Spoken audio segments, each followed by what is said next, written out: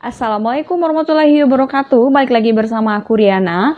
Di video kali ini aku bakalan membahas cerita tentang orang Bunian. Kalian pasti pernah dengar orang ini. Karena orang ini tuh nggak seperti manusia biasanya. Karena dia tuh adalah makhluk halus, tapi rupanya kayak manusia gitu. Ini adalah kepercayaan orang Minangkabau juga, tapi nggak semuanya, hanya sebagian aja. Dan di situ dia tidak memiliki batasnya, ini nggak ada. Terus kakinya tuh kayak kebalik gitu guys. Kalau kita kan jari kita ke depan, kalau itu ke belakang. Tumitnya ini yang di depan kayak gitu. Dan kehidupan mereka itu sama kayak kehidupan kita, dan bahkan lebih mewah dia daripada kita kayak gitu. So, bagaimana ceritanya? Langsung aja kita kupas dan check it out. Orang Bunian dalam istilahnya tersebut adalah makhluk gaib yang dipercaya oleh masyarakat Minangkabau dan Melayu di Sumatera Indonesia serta di Malaysia Barat. Nah, berdasarkan mitos tersebut, orang Bunian ini berbentuk seperti seolahnya dan selayaknya manusia, dan dia tinggal di tempat-tempat yang sangat-sangat sepi sekali, seperti di rumah-rumah yang kosong yang sudah lama tidak dihuni oleh penghuninya, di pekuburan, dan juga di tempat-tempat seperti di perbukitan dan bahkan di gunung-gunung, guys. Dan orang Bunian ini bukan mitos. Kenapa?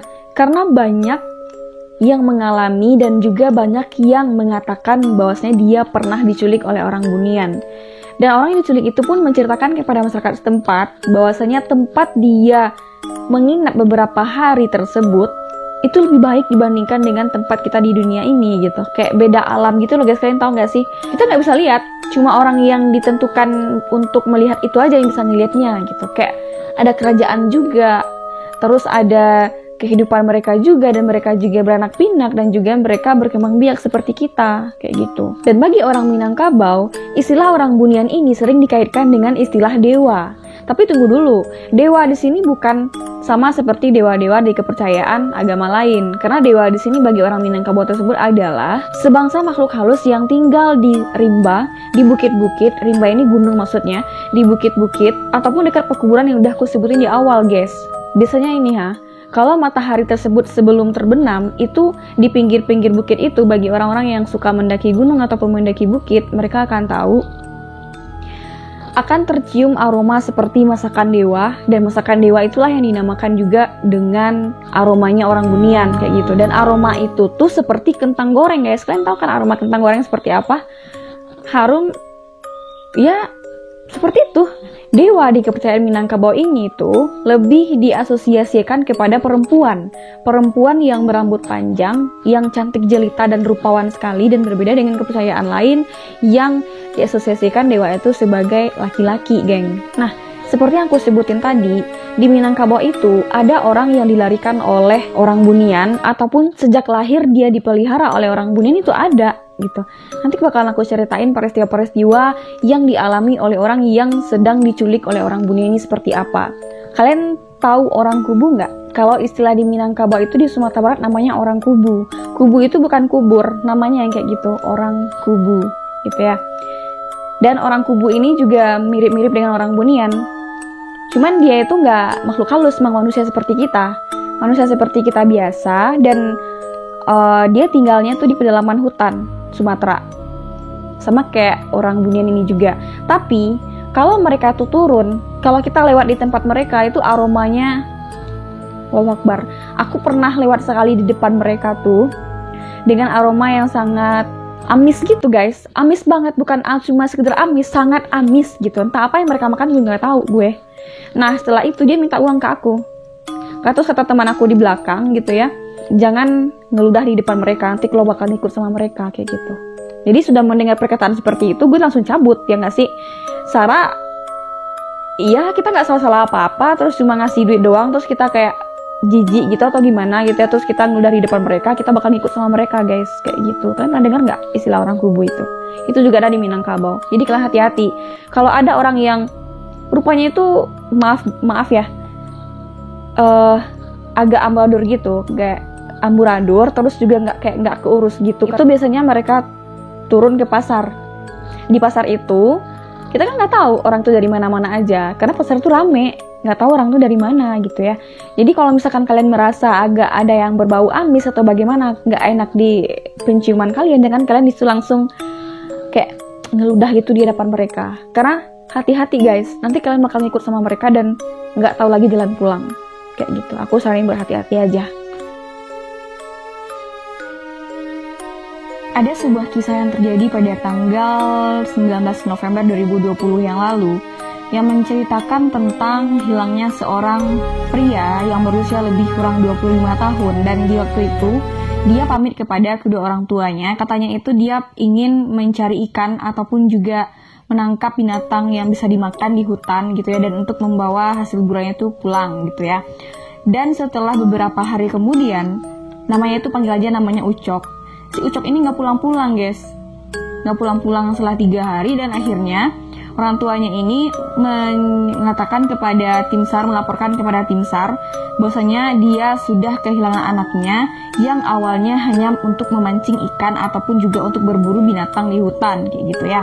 Dan setelah itu tim SAR pun bergegas untuk mencari anaknya, dan beberapa hari kemudian tim SAR pun memutuskan untuk tidak lagi melanjutkan pencarian karena udah seminggu, jadi nggak ada tanda-tanda yang ditemukan ataupun tanda-tanda kehidupan yang ada di hutan itu. Nah, si ibunya ini yang bernama, lupa juga namanya siapa. Jadi waktu itu ada juga orang yang hilang di Danau Zamrud. Nah, ketika paginya ibunya ini ikut dengan tim SAR yang ingin mencari orang yang hilang di Danau Zamrud itu guys. Ketika itu dia pergi ke paranormal atau orang tua yang mengerti dengan kehidupan di alam luar sana gitu ya, dan sampai di situ dia mengatakan bahwasanya anaknya hilang bla bla bla bla. Dan orang tua itu mengatakan kepada si ibu ini bahwa nanti sekitar pukul 3 sore anak engkau akan dilepaskan oleh orang bunian tersebut. Jadi kakek-kakek itu tuh, orang tua itu mengatakan bahwasanya jam 3 sore nanti itu si Ucok ini bakal dilepasin oleh orang bunian. Tadi ternyata benar, firasat ibunya itu benar bahwasanya orang bunian tersebutlah yang menahan anaknya itu supaya nggak keluar dari hutan itu, kayak gitu guys. Nah, ditunggu lah sama si ibunya ini kan, ditunggu sama ibu si Ucok ini sampai jam 3. Ternyata benar, jam 3 sorenya si Ucok ini keluar dari hutan itu dan disambut oleh masyarakat yang rame banget di desa itu ya. Gue lupa juga nama desanya, desa apaan, pokoknya gue pernah baca itu. Dan kejadiannya itu pada tahun 2020 kemarin, tepatnya tanggal 19 November kalau nggak salah, baru kemarin ini guys. Nah, habis itu tuh orang-orang pada nanya gitu kan, kemana aja lo selama ini Cok, kok nggak ada gitu, kok nggak pulang-pulang gitu kan. Nah, akhirnya untuk menenangkan Ucok ini, dan dia dibawa dulu pulang ke rumah dengan keadaan yang biasa-biasa aja, nggak ada kekurangan sedikit pun, nggak ada lesu, lunglai, terus juga mata cekung, nggak makan berapa minggu gitu ya. Dan dia menceritakan kepada ibunya pengalaman apa yang dia alami selama dia tinggal di hutan itu gitu.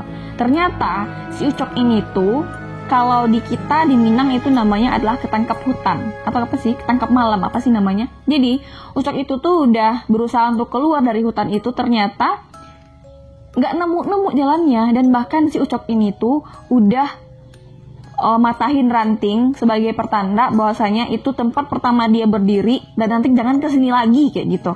Tapi kenapa selalu berputar-putar di situ-situ aja si Ucok ini, nggak ada jalan lain kayak gitu. Dan untuk bertahan hidup dia memutuskan untuk mencari ikan di sungai, kemudian juga makan seadanya kayak gitu. Dan ternyata dia mengaku melihat sosok perempuan yang rambut itu panjang, dia cantik jelita, dan perempuan itu nggak ganggu dia cuma diam terus ngeliatin si Ucok itu lagi makan bla bla bla bla bla sebagainya.